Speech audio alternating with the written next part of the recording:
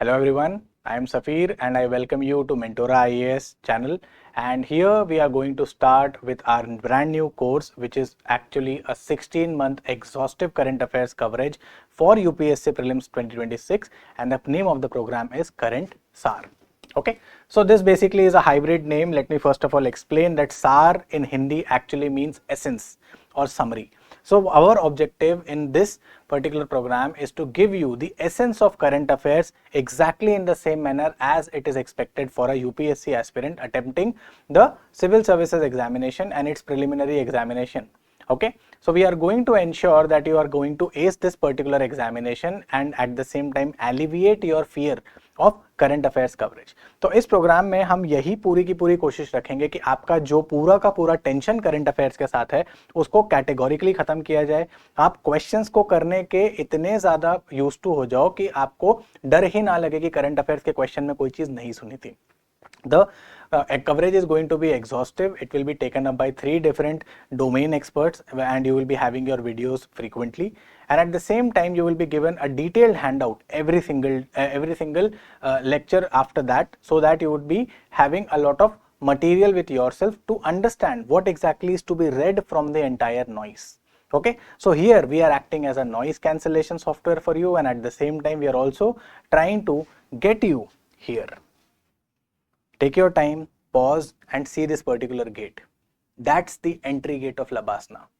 Our objective with this particular program is for you to ace this examination, get into Labasna and then subsequently graduate from the Ashoka Hall of the Rashtrapati Bhavan. So if we are that serious, we would want you to be that serious. Please participate in the comment section with respect to the answers. Ask your doubts and also subscribe to our social media channels so that you can be staying updated with all the recent happenings that are there with respect to Mentora and the value added material that we share there. Okay, तो हमारे channels को subscribe करने का benefit ही यही है आपके पास कि आपके पास आपके वैल्यू एडेड मटेरियल सिर्फ उतने ही क्वांटिटी में होंगे जितनी रिक्वायर्ड है. हम यहाँ पे कोई ग्रंथ लिखने को नहीं आए हैं और ना हम एक्सपेक्ट करते हैं कि आप किसी ग्रंथ को पढ़ो. We do not expect you to read any kind of encyclopedia. Only what is required for prelims and through the level you are requiring it. ठीक है, हमारे मेंस के एनालिसिस अलग रहेंगे और जो मेंस के एनालिसिस रहेंगे वो पीरियोडिकली अपनी जगह आते रहेंगे. हर एक वीडियो के साथ एक डिटेल्ड हैंडआउट है और वो हैंडआउट आपको टेलीग्राम पे मिलता रहेगा, तो हमारे टेलीग्राम चैनल को सब्सक्राइब करना ना भूलें. ठीक है, so we are going to start this particular session and every session we will be having one subject in which we are going to focus upon, so that you also focus on that particular day in that subject. ठीक है, so that being said, let us begin with our current affairs SAAR with full momentum. ठीक है, और इस momentum को बरकरार रखना आपका काम है, क्वालिटी बरकरार रखना हमारा काम है. हम कमिट करते हैं, we commit the quality, you commit your momentum. Okay, and these are basically the social media channels that we have with the QR codes. You can pause and scan the QR codes to join our channels. All your handout related material, value added material will be posted here. Apart from that, we also are conducting quizzes on our social media channels, so please join them wherever you are and subsequently stay connected with Mentora IAS. Okay, we would really love to help and at the same time see you succeeding in your examination. So let us begin with the very first one, and that is Armed Force Special Powers Act 1958. In the month of January, this particular you can say piece of information was there in the news that in Manipur, right now we have a situation of law and order there for a very long time. So in Manipur, there has been an operation by the army where they have demolished one of the structures which was having the suspicion of having weapons in it.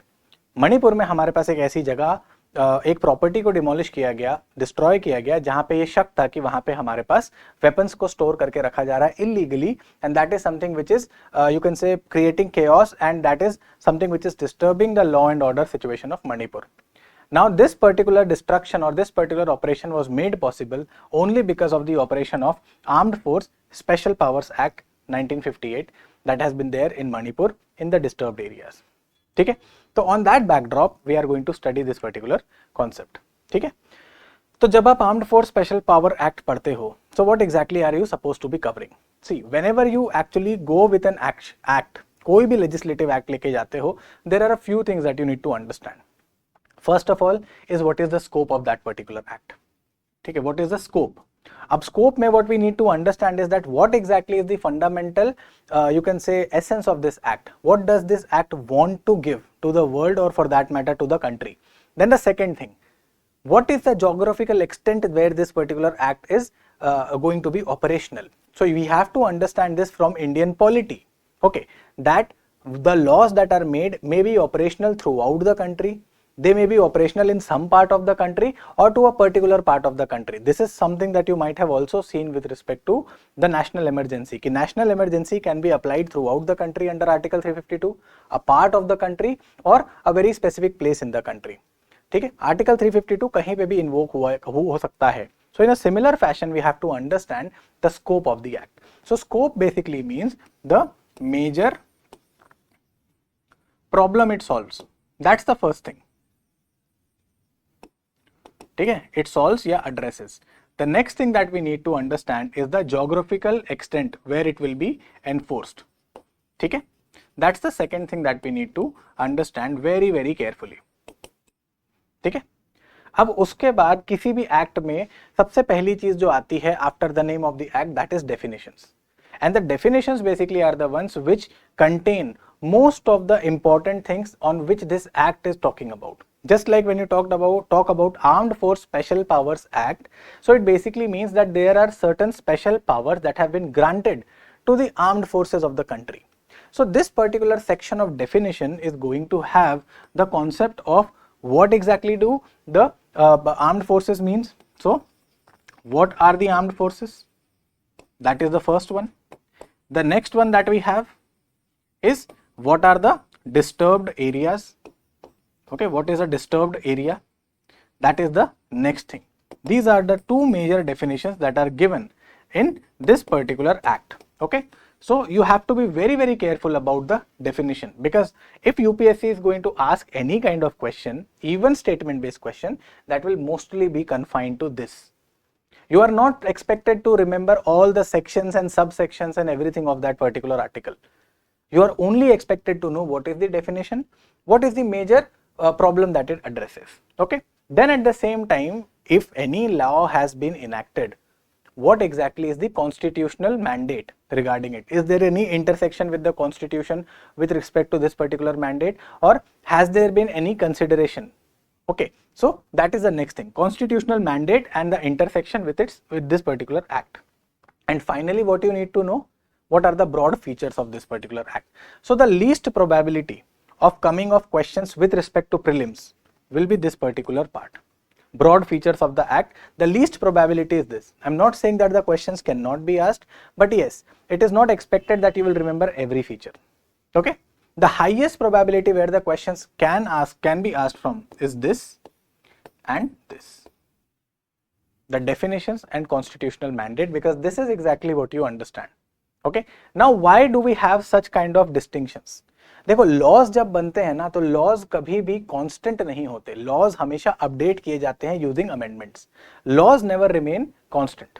Okay, laws are updated as we have the need arising. Okay, so laws are always amended. So that is why it is not expected out of you to remember every such thing which is there in the law.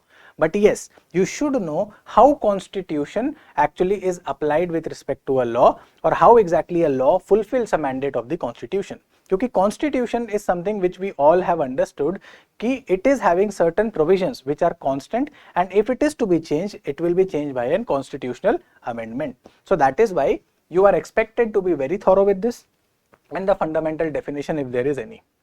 ठीक है? So what we are going to do now is that we are going to first of all see a question. And after seeing this particular question, we are going to understand what exactly do we need to you can say talk about with regard to this particular act. तो देखो, pause, take your time, pause your video and read this particular question carefully. After reading the question, I would want you to comment your answer in the box. ठीक है?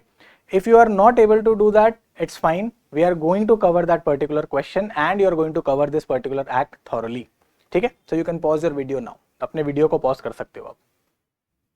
So in this particular question, okay, what exactly has been asked? There are first of all two statements that have been given, and this particular question says that you have to specifically talk about the Armed Force Special Powers Act 1958.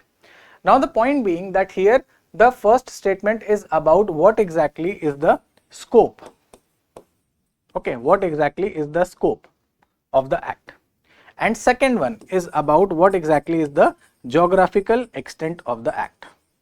Okay, where exactly can this be enforced? Now both of these things are something which need to be very carefully read when you are actually reading a particular piece of legislation. Now the point is that both of these statements actually can be just solved if you have read the first 3 lines of this particular act. Okay, if you read the very first lines of this particular act, it will give you what exactly is the fundamental feature and where exactly is it applicable. ठीक है, ये उतने से ही बना हुआ question है, starting की 3 line इस एक्ट की. ठीक है, अगर पता है आंसर कर दो, नहीं पता है ध्यान से सुनो. And what you are supposed to be doing, you have to find out the correct statements. Excuse me. ठीक है, चलो, let us see.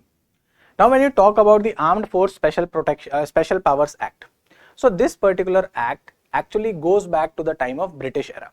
Okay, there are a lot of laws that we have actually taken up from the British era in order to utilize it in the Indian context by suitably customizing it. Okay, so what basically has happened is that in 1942 we had the Quit India movement, और इस Quit India movement के दौरान there were certain special powers that were given to the military forces. So at that particular time there was an ordinance that was called Armed Forces Special Power Ordinance 1942. So based upon this particular ordinance, the armed forces of the country at that particular time, which was the British Indian Army, that was given certain kinds of liberties in order to ensure that the Quit India protesters were the one who were dealt with strongly and the entire protest was suppressed. तो 1942 में जब इस चीज के बारे में बात हुई तो क्विट इंडिया मूवमेंट की जो प्रोटेस्ट है वो चालू होने वाली थी. So it would be really nice if you know what exactly was the operation known, जो एक दिन पहले in the early hours of the beginning of Quit India movement, all the major leaders of Indian National Congress were at a single strike, they were all detained. Okay, they were all picked up and rounded up. तो उस operation का नाम you are going to tell me in the comment section. Okay, so Armed Forces Special Power Ordinance was given in 1942 and this was to quell the Quit India protest. Now subsequently during the time of partition, there were 4 different laws which were modeled on the same lines. Okay, one was for Assam, the second one was for Bengal, the third one was for East Bengal, which would then become East Pakistan. Okay, and the fourth one was basically for the United Province. Okay, so there were 4 such laws which were actually enacted through this ordinance in order to suppress the situation or control the law and order situation during the time of partition. So these are basically the laws that have come up during partition. After the partition, when we attained independence in 1947, so after that we had a very peculiar problem with respect to the northeastern region, especially Nagaland. Okay, so in Nagaland, the leaders of that particular region actually believed that they never identified themselves with India. They did not have any kind of idea of coexisting with India as a part of India. So even today you would find that there is a particular insurgency that actually talks about Greater Nagalim. Okay, so we'll be covering this in a separate video and understanding what exactly is the problem. But Greater Nagalim is actually an idea of the people who actually were the leaders of Nagaland in 1951, who believed that all the Naga ethnicity, all the Naga tribes which were residing in the region of northeastern India, for that matter Burma, that time Myanmar. Okay, so these regions are basically the ones who should come together and form a geographical entity which would be called Greater Nagalim. Okay, so it is much bigger than the current Nagaland. So what they did was they called for a boycott of the 1951 general elections. Now 1951 elections were basically for the first time that India would democratically elect their leaders, and subsequently we will be having the first democratically elected government for independent India.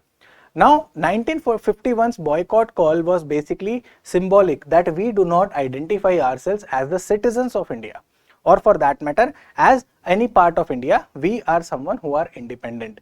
And in order to assert this, they started you can say a militant movement at that particular time in Assam. So Nagaland at that particular time was a part of Assam.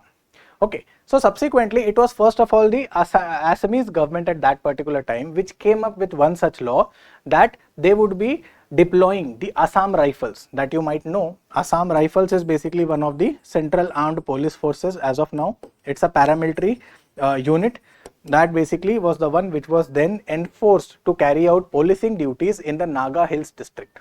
Okay, then eventually when the civil government of Assam could not handle this entire crisis, they basically sought help from the center. So the center actually issued an ordinance with the same name, Armed Force Special Powers Ordinance 1958, and within months it was then withdrawn and enacted as an act.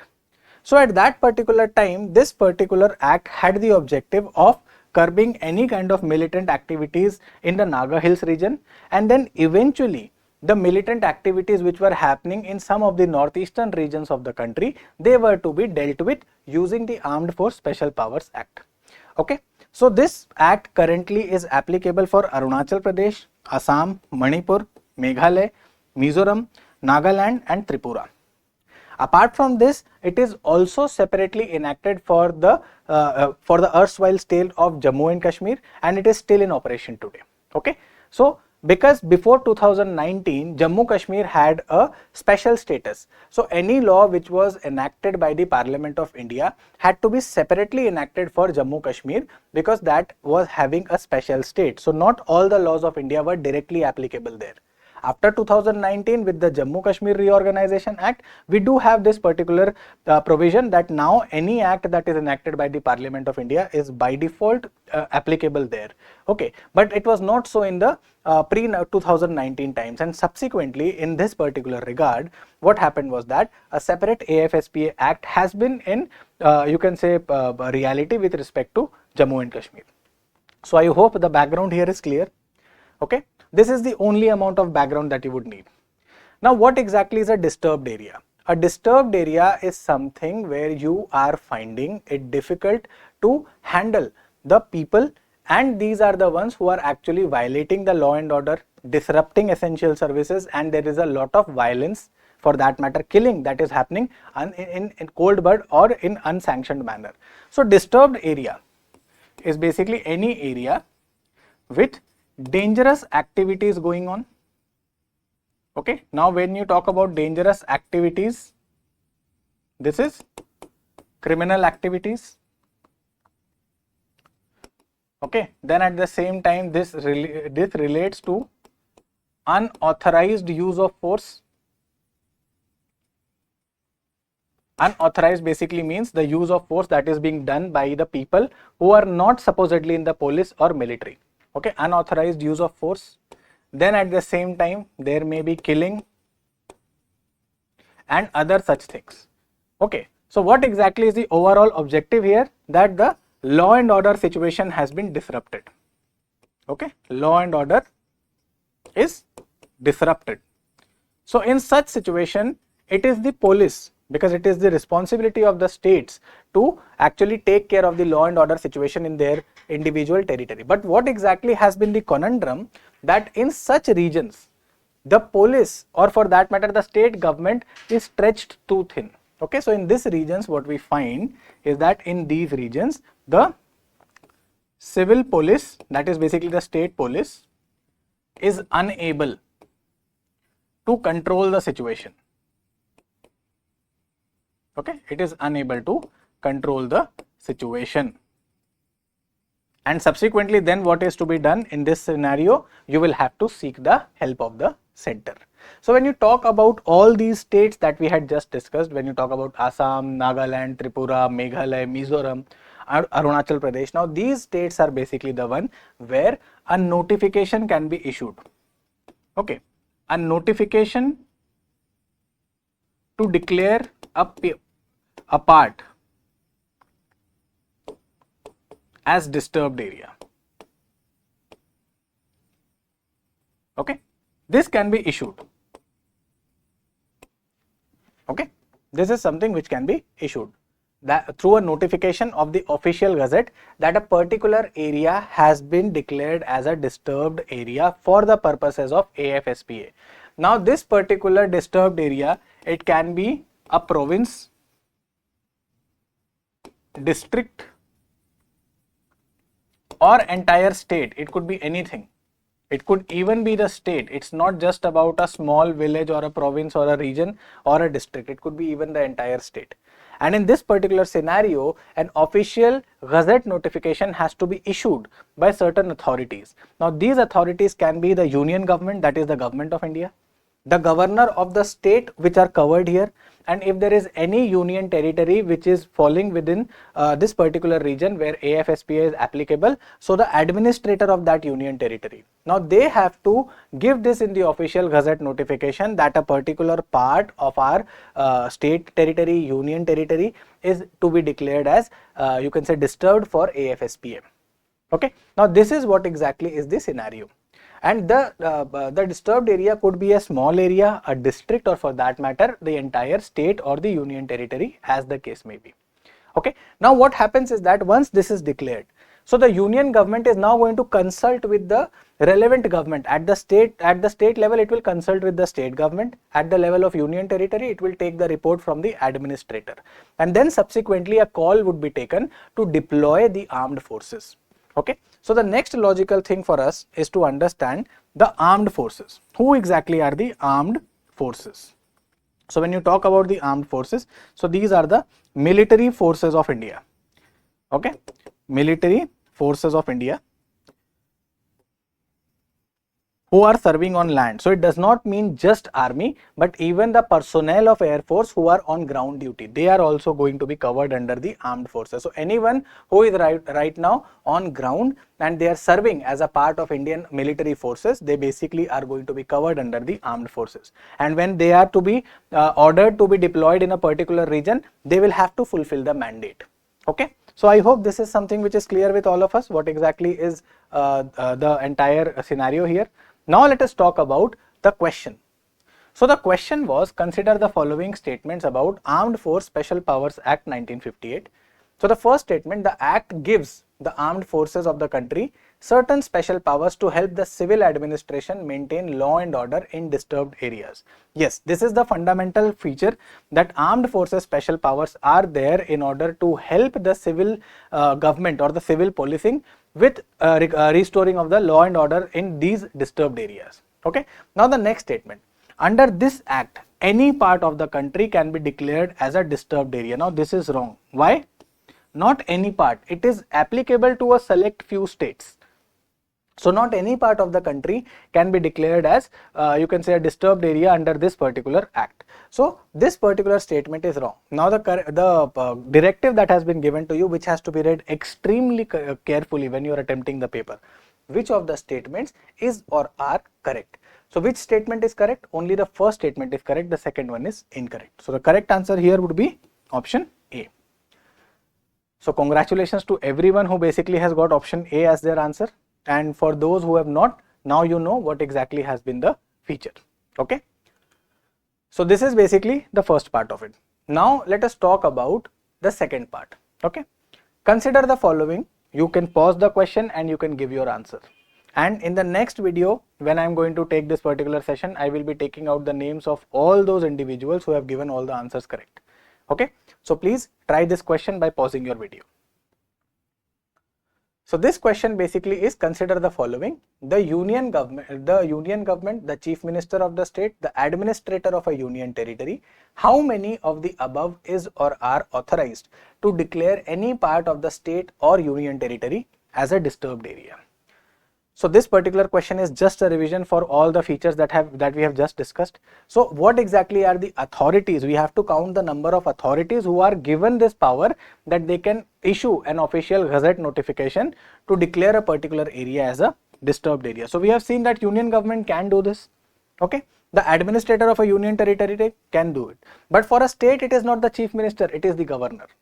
Okay, so the state government is basically the one where the governor is the one who is going to issue this particular official gazette notification on the aid and advice of the Council of Ministers headed by the Chief Minister. But who is given the authority? The governor. You have to be very, very clear about that. So how many of them are correct? Who can declare it correctly? So there are two such you can say alternatives which are eligible to issue this particular notification. So the correct answer here would be only 2. So again, if you have got the answer correct, very nice. If not, check why exactly was this wrong in the by going a few seconds back. Okay. Now let us talk about why exactly Armed Forces Special Powers Act has come into picture. For answering this particular question, we have to go back to the Constitution of India. So under the Constitution of India, there is a particular section which is called the emergency provisions. Now emergency provisions basically represent a set of such exigencies or such forceful situations where the government has to take a lot of strong calls or tough calls at minimal level of interference from the subordinate level of governments. So that is something which the emergency provisions fulfill. So emergency basically means that it is a rarest of the rare case, and it should be used only when there are no other constitutional ways of dealing with the situation. And this provides for a faster delivery of decisions of the central government. And this is basically the part where you talk about the unitary nature of the constitution. So when you talk about the emergency provisions, so emergency provisions basically are one of those you can say provisions of the Constitution of India which actually make our constitution or government unitary in nature. Okay, so here basically the central government basically becomes all powerful, and subsequently the central legislature, that is the parliament, becomes the primary law making body at all levels. That is what we are going to discuss as of now. More details when you're doing polity. Okay, so Article 355, when you talk about emergency provisions, they are given under Article 352 to 360. Okay, this is part 18 of the Constitution, Article 352 to 360, and under the emergency there are 3 types of emergencies that we have. Okay, so emergencies are of 3 kinds. One is national emergency, one is what is called as emergency in states, or for that matter the president's rule that we call it unofficially, and the third is basically financial emergency. Okay, so when we talk about this kind of emergency, when we talk about AFSPA, so AFSPA derives this particular mandate from the Constitution of India under Article 355. So Article 355 of the Constitution of India directs the central government to do 2 things. The first thing is to ensure that the governments in the state are being run based upon the provisions of the Constitution of India. So it is to be ensured that all the provisions of the Constitution of India are being properly implemented at the level of the states. The second thing that is given under Article 355 is that that in this particular act we basically have that the central government or the union government has a duty to protect the states from external aggression and internal disturbance. Okay, so it basically has to ensure that in both the situations of external aggression and internal disturbance, it is the duty of the union government to come to the help of the states. And subsequently in this regard, Armed Force Special Powers Act is basically a step towards this particular constitutional mandate that has been given to the union.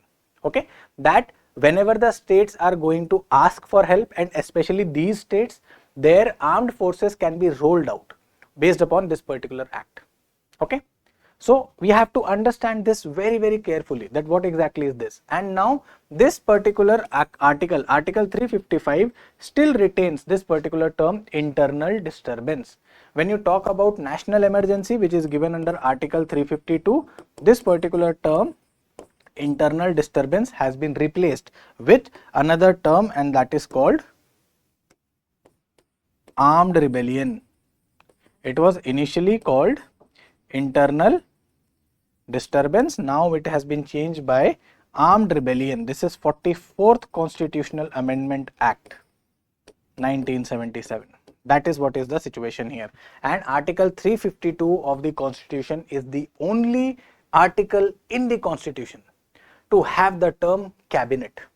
Okay, this is the only article after the amendment of 44th constitutional amendment to have this particular term cabinet in the constitution. Before this particular amendment of 1977, there was no term called cabinet in the Constitution of India. It was introduced by the amendment, 44th constitutional amendment in 1977. So I hope this is something which is clear. You have a lot of facts now. Now let us go to the question. Now read this question carefully and try answering the question. Okay, so you may pause this video now. So this particular question is, consider the following statements. The Constitution of India directs the Union to protect the states from internal disturbance. The Armed Forces Special Powers Act 1958 enables the deployment of the armed forces in any part of the country to help restore law and order. Which of the following alternatives is correct with respect to the above statements? Both statements 1 and 2 are correct and statement 2 correctly explains statement 1. Both statements 1 and 2 are correct, but statement 2 does not correctly explain statement 1.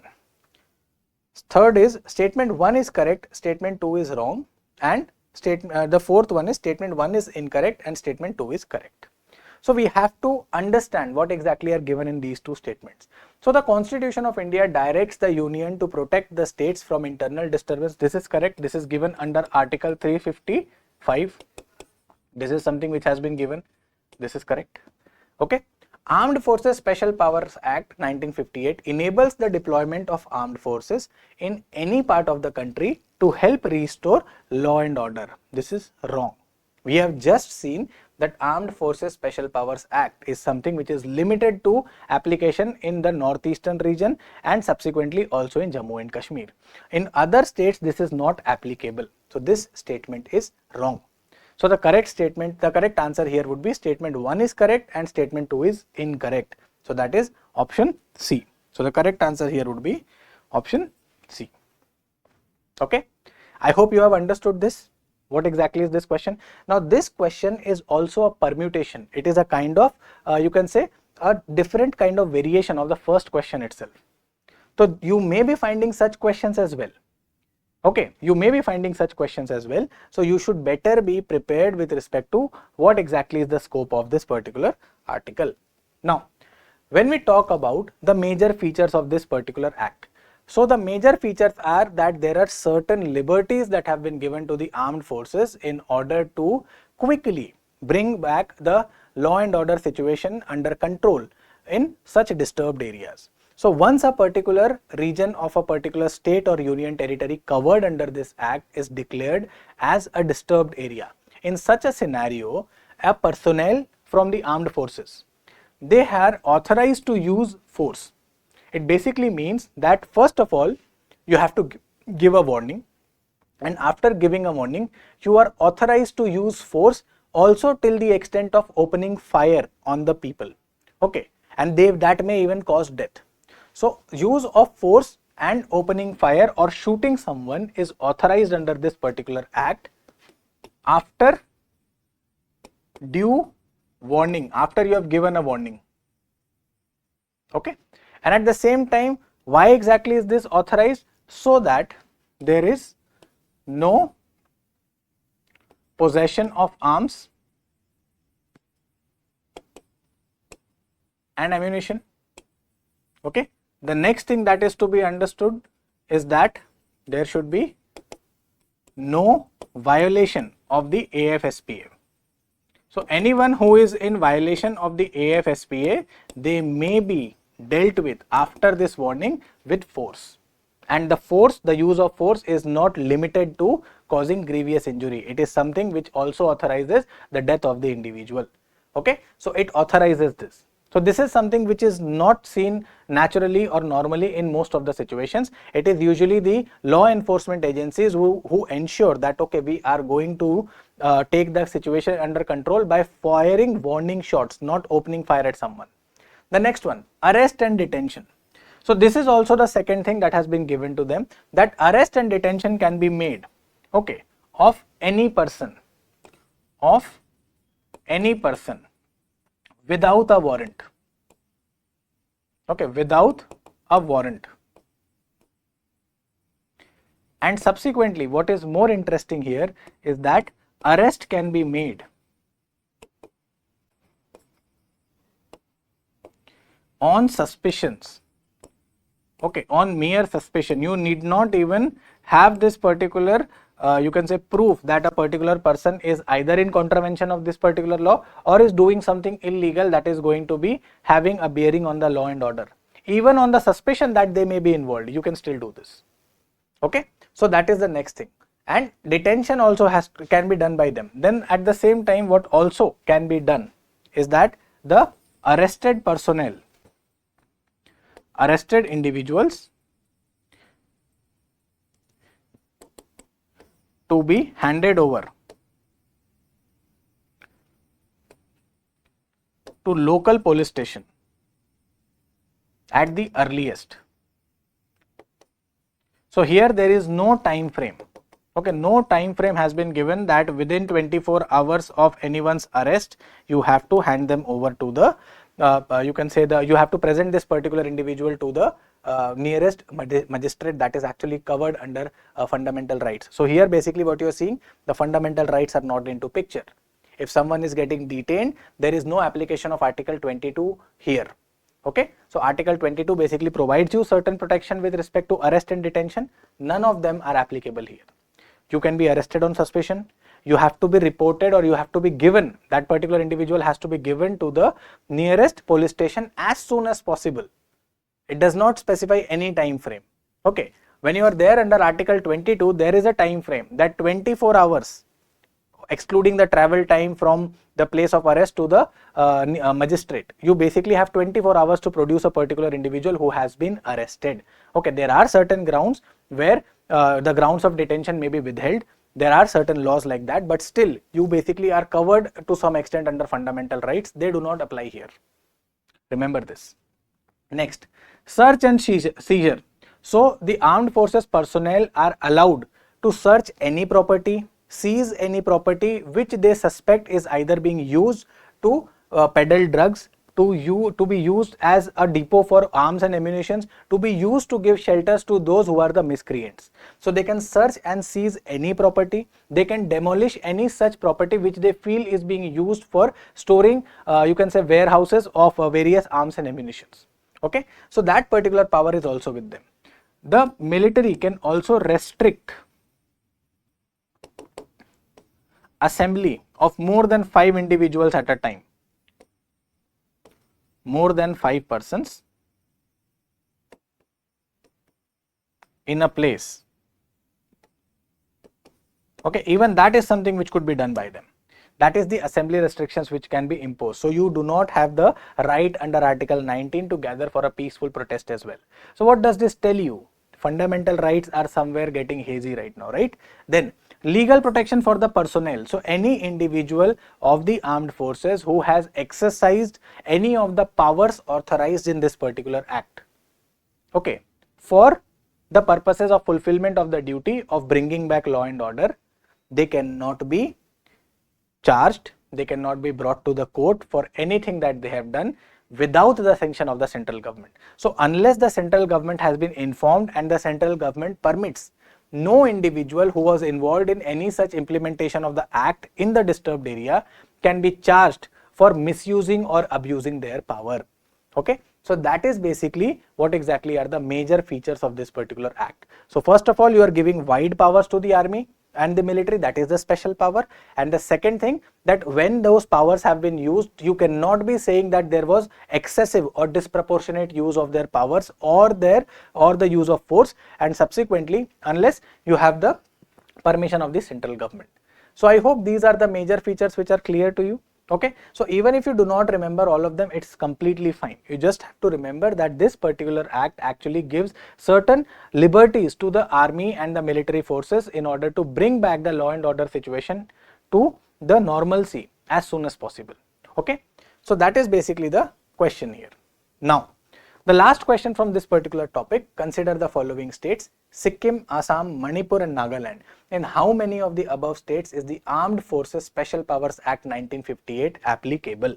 Okay, So you have to remember in which of the states is it applicable, because this is not a pan-India act. So we have seen that in Assam it is, in Manipur it is, in Nagaland it is not in Sikkim. So how many of the states? Only 3 states out of the 4.